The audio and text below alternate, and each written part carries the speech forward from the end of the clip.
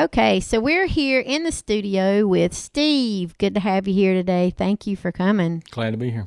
It's really cool at the movie history and the movie theaters that we've had here in historic downtown Wilson, and I consider you an expert in that field. So I kind of want to start off a little bit and just let you give us a background on just yourself with theaters and theater history, because your family and yourself, you have a long working history in theater. Yeah, I was I was considered popular at school because my dad managed the theater, and I didn't even realize you had to pay to get in the movie until I was like 12 years old. My dad managed the Center and the Drake downtown in the 1960s, so I was raised pretty much sitting in the auditorium. And my day would consist of leaving school. We lived on Vance Street down here, and I would go home from school, walk from Vance Street, cut through the alley next to the Wilson Theater, and go sit in the back row all day long because my mom and dad both worked at the theater. So I worked there for, I would do that every day, and that was my first jobs, working at the theater. So that seemed like it would be a pretty cool job to have as a kid. I would have enjoyed it. It was a lot of fun. My first job was popping popcorn at the Drake Theater. I think I made $8 a week, and it was fun because they had a popcorn machine that sat out on the street. So we would pop popcorn out there, and you'd sell more popcorn on the street than inside because people walking by would stop and buy popcorn. And they could smell it. Yeah, that was always fun for me. Oh my gosh, I would probably get in trouble eating more than I should. You could do it easily. So when we're looking at the map of historic downtown Wilson as it used to be, what can you think was maybe the oldest theater that you can recall with your history and knowing and learning about all these theaters? Which one would you say would be the oldest that you know of to date that we had? Well, there were some Nickelodeon theaters, the Monarch Theater on Nash Street. That was in the teens, like 1918, that sort of thing. And there was one called the Globe Theater on the other end of Nash Street, and that was an African-American theater that was Nickelodeon style. Those are the earliest I've seen pictures of and heard about. I've also heard that there was a theater on Douglas Street at one time during that period that was African-American, but I've never been able to verify it. I've never seen pictures or anything about it, but I've heard that. Other than that, the Wilson Theater is certainly the most well-known theater in Wilson since they've been going strong since the 20s and being able to offer stage shows as well as movies. They've had a broad spectrum of entertainment, and then being converted into the Boykin Center now, people are able to enjoy it today as well. That's wonderful. So tell me a little bit about what you know about the Globe Theater, being an African-American theater in the teens of 1900s and that. Tell me what you know about the Globe. What I have read is that it was a locally owned business that was set up by a gentleman. I can't recall his name, but he was instrumental in producing music acts and shows that were very I think it was several years, 4 or 5 years, that it was very, very popular, that he would book acts and musical acts that I think I read one time that he had at one point like traveling acts that were working the Chitlin Circuit and that sort of thing would come by and perform, and then they would have the Nickelodeon style films as well. And it seemed to be a popular theater from what I understand. I don't think the other one, the Monarch, I don't think it lasted as long. It was more of a Nickelodeon thing, and they had no live acts to speak of. Right, so it was mostly screens for the Monarch? Right. Mm-hmm. Oh, okay. So now explain what you mean with like Nickelodeon style theater, because I think we know what vaudeville and Broadway and that Nickelodeon, is. basically, since it was in the infancy of the movie business to start with, some of the Nickelodeons would have what amounted to like arcade-style machines that basically had a film strip in it. People would put a coin in it, put your face right down to the screen, and watch a little cartoon or a man driving a car down the street or whatever. And then in some cases, they would have chairs set up sort of like a church does in the everyday room, where they would set up a sheet in some cases or a screen and project the film on an older usually hand crank projector, and it'd be the same thing. Scenes of trains arriving and that sort of thing. And it was basically just a novelty, is what it was. Until film started coming into its own. So when I think of like now that you mention it, like the Nickelodeon style way of watching films, was it silent? Did it have music? It was silent. to it? Depending on the theater, they would have musical accompaniment. Usually, there would be an organist or sometimes just a piano. Whatever they had to provide some sound with it. That's really neat when you think about how people had to watch movies way back when in Wilson. That's really, really cool. Really cool.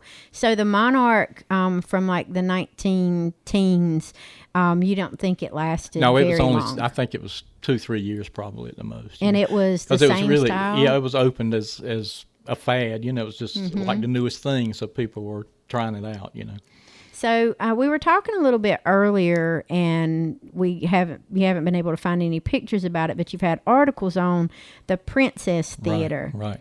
The Princess Theater was a small theater that was located on Nash Street, directly across where the Allen Thomas law offices are now. It was across the street from there, and they ran silent films in the 20s.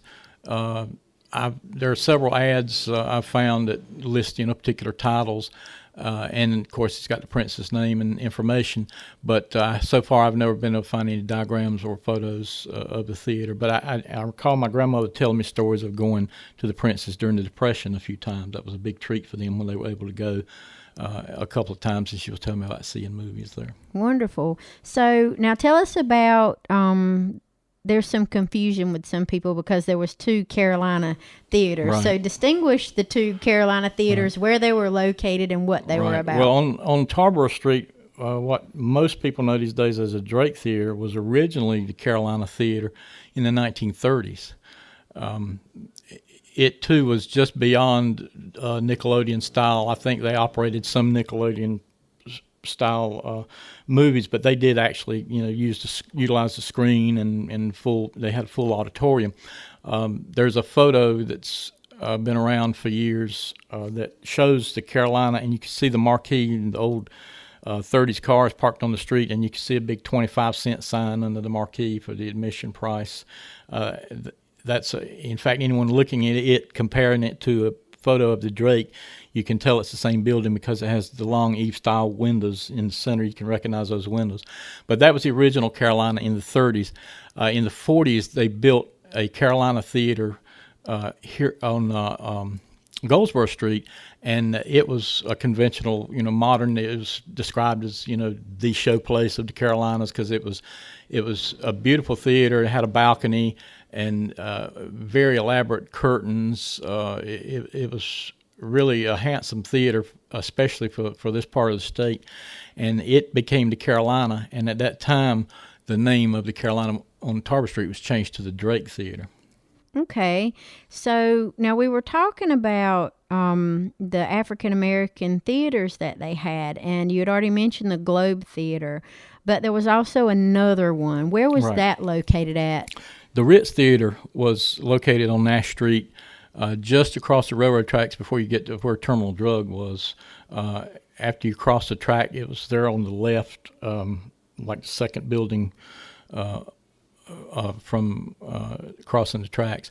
And it was a small, I think they were about 300-seat theater, and they were owned by the same company that owned the Wilson Theater at that time. And they...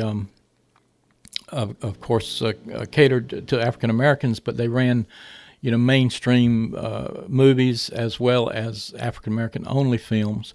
And the city manager of the Wilson, he oversaw the Ritz as well as the Carolina. So he was basically overseeing those 3 theaters during that 10, 15-year period. So did they share movies or A-list movies? They would share movies, like if they played a A-list movie, say Sergeant York, was playing at the Wilson. A lot of times they would play that in a regular run, and you'd see an ad in the paper that said Saturday night late show at the Ritz, Sergeant York. So they would take the print from the Wilson on Saturday night, and they would run it as a late show at the Ritz, and that exposed their clients to the A-list movie, then they would, of course, take that back to the Wilson, and the next day the Ritz would go back to their regular cowboy music fair or whatever was popular. That's really cool. And one of the last ones that we were talking about, I wasn't familiar with the Oasis. I'm not familiar with that one at all. Yes, the Oasis was on Nash Street, located exactly where the Ferris Law offices are now. It was practically next door to the Wilson. It was within a few doors of the Wilson, and they were in business from the 20s right on through the early 50s, and they were a very popular theater. Later, in the late 50s, they were remodeled and sold to a different company, but the building and the location stayed the same. They became the Center Theater, which was owned by Stewart and Everett Theaters of Charlotte.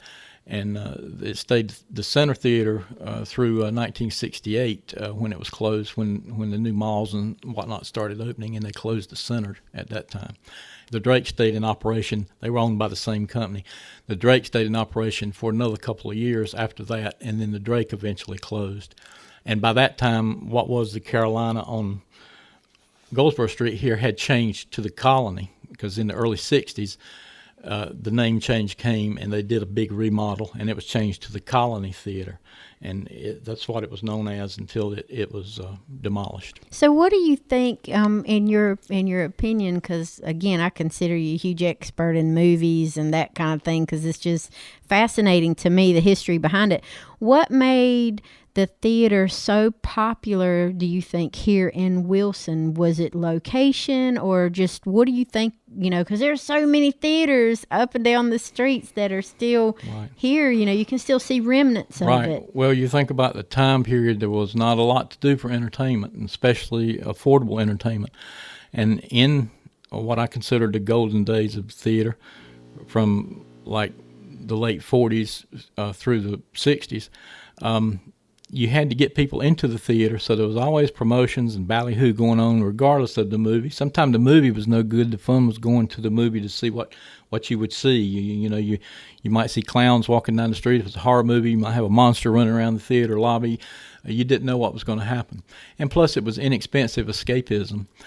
And there was also an art to going to the movies that sadly these days most kids have never really experienced, because you went to the movie, you paid, depending on the time period, you paid anywhere from 25 cents to 75 cents to get into the movie. You'd probably see a couple of cartoons, you see a Three Stooge comedy, and you might even see it might be a double feature. You watch two movies, and your kids would sit there all day long for 50 cents, and you knew they were safe. The parents could leave them there. People at theater would keep an eye on them. They could walk down the street and go home with no problem at night. It was just a different time, and people really enjoyed that relaxation and that entertainment that they got from movie theaters. And Wilson was such a beautiful downtown area, and everything, like you say, was easily accessible. Plus, the theaters there, you had theaters that for every age and every type person, because like during that golden period, the Carolina catered to kids that loved B-westerns and action stars, and the Wilson and the Center, they might be playing A movies. They were the date night theaters that they would play the monster movies that you take the girl to on Saturday night. So you had a little something for everybody.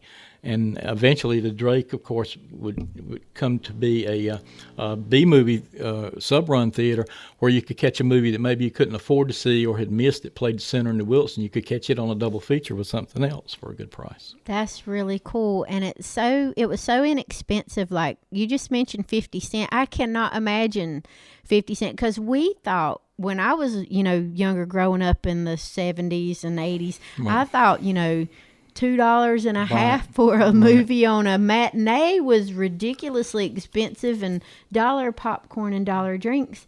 My gosh. Yeah. I mean, the times have changed so much now that it's just the earliest I can remember at the Center. I remember when the tickets were 50 cents and 75 cents for adults. I can remember that.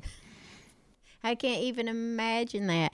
And how the times have changed from all the historic downtown theaters. Wouldn't it be nice to bring back some of those vaudeville acts It and would to be have wonderful. some of those kind of cross, communicate the screen and the stage? It would be Absolutely. so nice. And I don't think it would be hard to do. It wouldn't. It wouldn't be, especially with the technology these days. I mean, what people, you can see people are setting up drive-in movies in their backyard for kids for birthday parties. With these inflatable screens and the digital revolution. I mean, you can put on a fantastic simulation of what it used to be like going to the movies with just a little bit of effort. Well, I think it would be wonderful.